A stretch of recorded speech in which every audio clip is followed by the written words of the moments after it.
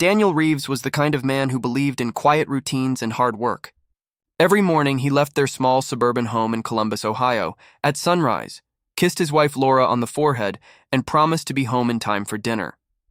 Laura, a dedicated schoolteacher, would spend her evenings reading beside him, their life calm and predictable.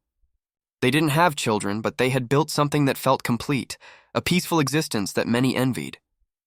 Friends often said Daniel and Laura were made for each other, the kind of couple that made marriage look effortless. But fate doesn't warn you before it strikes.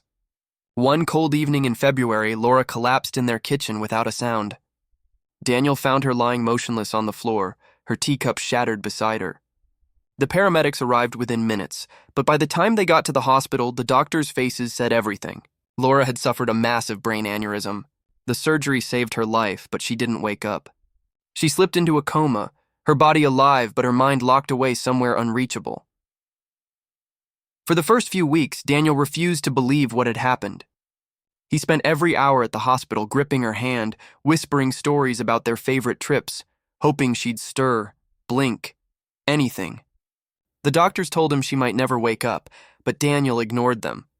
He was convinced that if he stayed by her side, she would somehow sense him. Days turned into weeks, and the rhythmic beeping of hospital machines became the background music of his life. Friends and family urged him to take a break, to rest, to let go for a while. But he couldn't. He ate in the hospital cafeteria, slept in the waiting room, and talked to Laura as if she could hear him. Nurses admired his devotion but pitied his denial. Every morning he brought fresh flowers, rearranging them at her bedside, keeping the room bright and full of life, even when hers seemed to have faded away. After 6 months, Daniel's savings were nearly gone. He had taken a leave from work that stretched longer than expected. His supervisor gently suggested therapy, someone to help him process what he was going through. At first, he refused. He didn't think of himself as broken. But eventually, exhaustion and loneliness pushed him to agree. That's when he was referred to Dr. Mark Ellison, a well-known grief therapist who specialized in helping families of coma patients. Dr. Ellison's voice was calm, almost hypnotic. He listened without judgment, offering words that made Daniel feel understood. For the first time in months, Daniel felt like he could breathe again. He started to think maybe there was a way to survive this. Maybe, with the right help, he could find a balance between hope and acceptance. Daniel had no way of knowing that the man offering him peace would soon destroy the last bit of light left in his life. The hospital, the therapy sessions, the silent visits by Laura's bedside, all of it was slowly leading towards something unthinkable. Dr. Mark Ellison had a calm, reassuring presence that made people trust him instantly. He was in his early 50s with neatly combed gray hair and a soft-spoken manner that gave the impression of wisdom. To Daniel, he seemed like a lifeline. Their therapy sessions took place twice a week in a quiet office decorated with family photos, certificates, and framed quotes about healing. At first, Dr. Ellison focused on helping Daniel accept Laura's condition, guiding him through the stages of grief. He encouraged Daniel to write letters to his wife, talk about his guilt, and remember the good times without breaking down. The progress was slow, but Daniel began to feel lighter, believing this man truly cared about both him and Laura. When Dr. Ellison asked to visit Laura as part of Daniel's therapy, it felt natural. He said it would help Daniel face reality and confront the situation directly. The first visit was short. Dr. Ellison spoke gently to Laura, touching her wrist as if to comfort her. He told Daniel it was important to keep physical contact, that human touch could sometimes stimulate brain activity. It sounded reasonable, and Daniel was grateful for his therapist's dedication. But as months went by, Dr. Ellison's visits became more frequent, and his behavior began to change in subtle ways. He started staying longer than necessary, sometimes arriving when Daniel wasn't there. He told the nurses he was running therapy exercises with the patient's husband's permission, which no one questioned. His charm and reputation gave him access no one else would have been granted. The nurses began to notice small, unusual details. Flowers appeared in Laura's room that weren't from Daniel. A soft music player was left beside her bed, playing songs from the 1990s, the same songs Laura once loved, which Dr. Ellison couldn't have known unless he'd been digging through Daniel's stories. A night nurse once mentioned that the doctor seemed too emotionally invested in this particular case, He dismissed her concerns with a smile, saying compassion was part of his job. Behind the polished exterior, Dr. Ellison's fascination with Laura was growing into an unhealthy obsession. He convinced himself that she was responding to him in ways others couldn't see. A faint movement of her hand, a slight change in her breathing. He began to write in his private notes that she was showing signs of emotional recognition. It was all in his imagination, but to him it felt real. He started visiting at odd hours. Long after visiting times were over, security guards, familiar with his face, never questioned him. He'd sit beside Laura, speaking to her softly, telling her how much he admired her strength.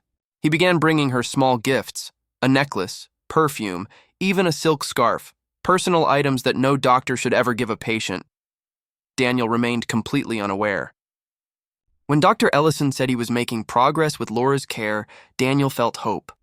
He trusted him completely, even calling him a friend. But the truth was darker than anything he could have imagined. Dr. Ellison wasn't helping Laura recover. He was feeding a delusion that would soon destroy all three of their lives. On a warm Sunday evening, Daniel decided to visit Laura after dinner, something he hadn't done in weeks. His work hours had recently increased, and he'd been visiting during the day instead. But that night felt different. He'd found Laura's old bottle of perfume while cleaning their bedroom, the same scent she wore every day, and he wanted to bring it to her bedside, a small piece of the life they once shared. He also picked up a bouquet of lilies, her favorite flowers. The sun had just set when he pulled into the hospital parking lot, the air quiet and still. As Daniel walked down the dimly lit corridor toward Laura's room, he noticed something strange. Dr. Ellison's car was parked in the private staff section outside, an odd sight on a Sunday night.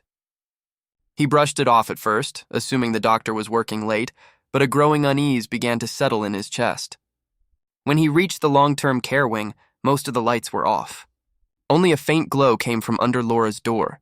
He hesitated before entering, expecting to see a nurse adjusting Laura's IV.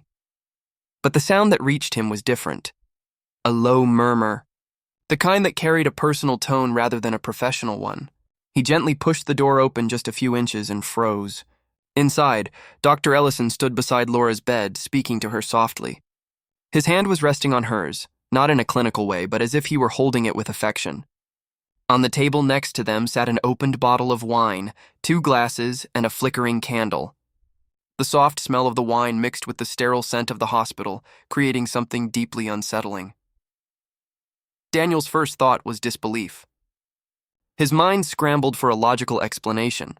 Maybe it was part of a relaxation exercise or some kind of new therapy. But as he watched, Dr. Ellison leaned closer, whispering something into Laura's ear, his fingers brushing her cheek in a way that made Daniel's stomach twist. He backed away, shaking, his heart pounding so hard it hurt.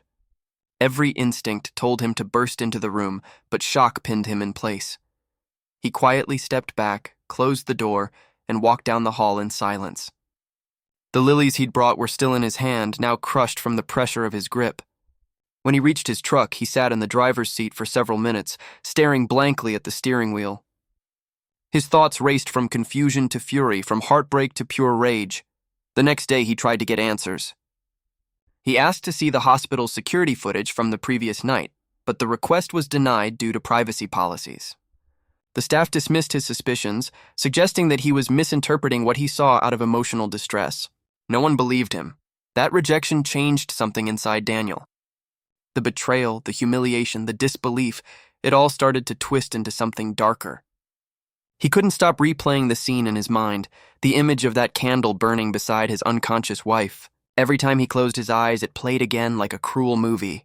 In that moment, Daniel knew he couldn't let it go. Something inside him snapped, and the thought of revenge began to take root, slow and poisonous, waiting for the right moment to strike. In the days following the discovery, Daniel's world began to collapse in slow motion. He stopped sleeping properly, haunted by the image of Dr. Ellison standing beside his wife, whispering into her ear. Every time he tried to focus on something else, his mind dragged him back to that hospital room. He started missing work, ignoring calls and avoiding friends. Even the small comforts that had once helped him cope, a walk in the park, a quiet cup of coffee, now filled him with bitterness. He felt mocked by everything around him.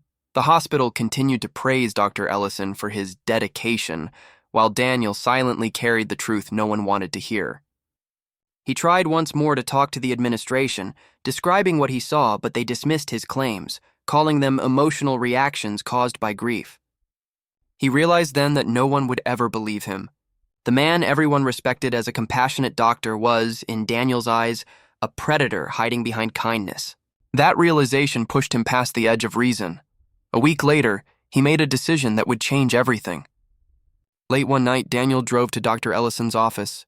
The building was dark, but the door to the back room wasn't locked, a careless mistake. He slipped inside, guided by the dim glow of a desk lamp that had been left on. The air smelled of cologne and paper. On the desk, Daniel noticed a folder with Laura's name written across it. His hands trembled as he opened it. Inside were detailed notes about her condition, but mixed between the pages were things that made his stomach turn. Printed photos of Laura in her hospital bed, some taken at odd angles, and handwritten letters addressed to her. The words were intimate, possessive. "You're not alone anymore," one note read. "I can feel you listening." Daniel sat in silence, the weight of disgust pressing down on him. He looked around the room and saw more signs. A framed picture of Laura hidden behind a certificate, her hospital bracelet kept inside a glass case, and a small perfume bottle identical to the one Daniel had brought her months earlier. It was undeniable now. Dr. Ellison had been obsessed with her. Daniel left the office shaken, but his sorrow had hardened into fury. For 3 days, he planned what he called a confrontation. He deleted messages, turned off his phone's GPS, and began watching Dr. Ellison's routine. The doctor stayed late most nights, leaving the hospital around 10 p.m. Daniel followed him twice, learning his schedule. He chose Friday night, the day the corridors were quietest and security was thin. That evening, Daniel waited in the shadows of the hospital's back parking lot, his old work wrench tucked into his jacket. When Dr. Ellison appeared, humming softly as he walked to his car, Daniel felt his pulse slow. He stepped forward silently. The first blow landed before Ellison even realized who it was. The rage had been waiting too long to be contained. Daniel struck again and again, every swing heavier than the last. Every strike fueled by the image of Laura lying helpless while this man whispered lies into her ear. When it was over, Daniel stood over the lifeless body, breathing heavily. He dropped the wrench beside it and walked back to his truck without looking back. For the first time in months, his mind was quiet, not at peace, but silent. In that stillness, he convinced himself justice had finally been served. The next morning, the hospital parking lot was filled with flashing lights and yellow tape. A janitor arriving for the early shift had found Dr. Ellison's body lying beside his car, surrounded by a pool of blood. The wrench used in the attack was discovered nearby, still stained, with no attempt made to hide it. News of the killing spread through the hospital in hours, shocking everyone who knew the respected therapist. Staff whispered in disbelief, unable to comprehend who would want him dead. Detectives began their investigation immediately, piecing together the final moments of the victim's life. Security cameras captured only fragments. Dr. Ellison leaving the building at 9:56 p.m., then static, followed by an empty frame. But one camera, positioned near the entrance, recorded a familiar vehicle driving into the staff lot around the same time. It was Daniel's truck. The evidence was thin, but compelling enough to bring him in for questioning. When officers knocked on his door, Daniel didn't resist. He looked exhausted, hollow-eyed, as though he'd been expecting them. During interrogation, he remained calm. The detectives laid out the evidence, the footage, the motive, the timeline, and within minutes, Daniel confessed. There were no dramatic outbursts or attempts to deny it. He spoke in a steady voice, describing how he found out about Dr. Ellison's obsession and how every effort to expose him had been ignored. "He crossed a line no one should cross," Daniel said quietly. "He made her part of something twisted. I just ended it." The confession stunned the investigators. It wasn't the story of a man trying to escape punishment. It was the story of a man who felt he had nothing left to lose. The police later confirmed parts of Daniel's claims. When they searched Dr. Ellison's office, they found Laura's photographs, letters, and personal items, proof of the inappropriate attachment. The discovery made the case more complicated. The public was torn between sympathy and outrage. Some saw Daniel as a grieving husband pushed beyond reason, while others viewed him as a murderer who had taken justice into his own hands. The trial began 6 months later. Daniel's defense argued temporary insanity, claiming that prolonged emotional trauma and betrayal had shattered his mental stability. Expert witnesses described how the human mind could break under unbearable grief, turning sorrow into violence. The prosecution, however, painted him as a man consumed by jealousy, saying that even if Dr. Ellison had acted unethically, no one had the right to take a life. Through it all, Laura remained in her coma, unaware of the chaos surrounding her name. Nurses who cared for her said Daniel's visits stopped entirely after his arrest. Though one claimed that when the news of his conviction aired on television, Laura's heart monitor briefly spiked, as if she had reacted. Daniel was sentenced to 15 years in prison for voluntary manslaughter. When asked if he regretted what he did, he simply said, "I regret ever trusting him." His quiet words became a haunting end to a story that blurred the line between love, grief, and madness. Dr. Ellison's name was removed from the hospital's wall of honor. Laura remained in her hospital bed, breathing faintly, her future uncertain. And somewhere in that cold, quiet room, surrounded by faded flowers and the echo of what was lost, the story of love turned vengeance lingered. A silent reminder that sometimes the deepest wounds are not the ones we can see, but the ones left behind by betrayal.